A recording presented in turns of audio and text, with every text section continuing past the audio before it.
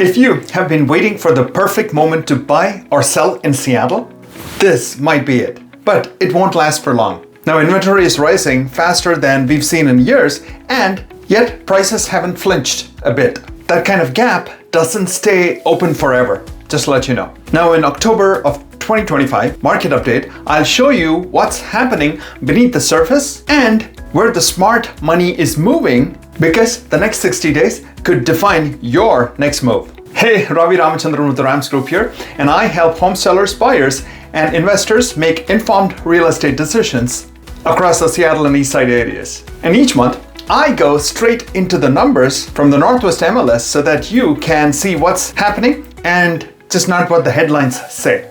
First, we'll look at the national trends and then tie it into what's happening locally so that you have an end-to-end perspective. Now, across the US, the housing market is in a new phase. Not hot, not cold, a perfect Goldilocks model, if you will.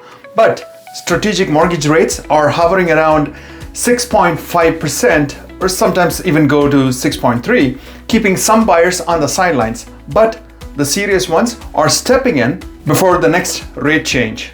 Now, national inventory of homes across the country is up 40% year over year on average, giving buyers more room to breathe, but the prices remain surprisingly stable. Now, the big question is, will the prices fall? It's who will act before everyone else jumps back in. That's the key question. Now, that's the same story unfolding right here in Seattle as well. Market that is shifting but not sliding. So after looking at the national stats, let's look at what's happening in King County. Now, King County continues to lead the region in activity and in patience. Now, what do I mean? New listings are up 18% year over year, meaning buyers have more choices. Now, pending sales jumped 10%, but closed sales barely moved, up by just 1.3%. Ooh, this is a biggie. The median single-family home price is at $975,000, which is up 2.1% from the same time last year. And the average price sits around $1.25 million. Now, homes are taking about 31 days to sell, which is a full week longer than what it was last year. And sellers are getting about 99.1% of their list price compared to about 100% a year ago. And inventory, it's up a significant 33% year over year, the highest we've seen since 2019. After looking at the data, here's the key takeaway. Buyers now have more room to negotiate, which is cool, and sellers need to bring their A game. Now, pricing correctly and appropriate presentation make all the difference.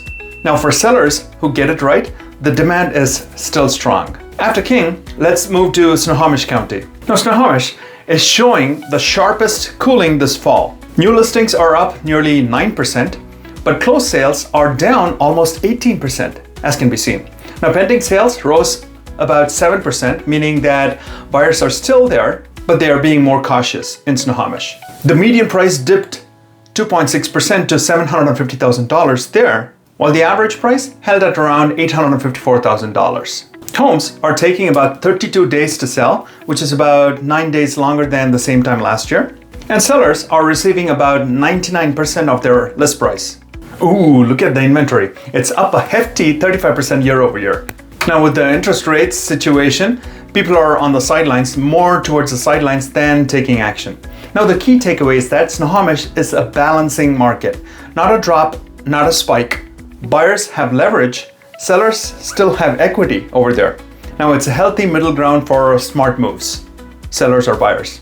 Now, after looking at Snohomish, let's move to Pierce County. As it's been tracking for the past 3 or 4 months, Pierce County is the most affordable, and that's keeping it busy.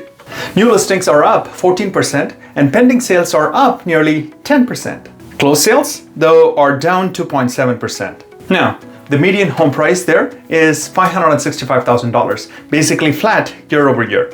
Average price rose slightly to $647,000, $600, which is up about 3%. And homes there are taking about 34 days to sell, just a bit longer than same time last year.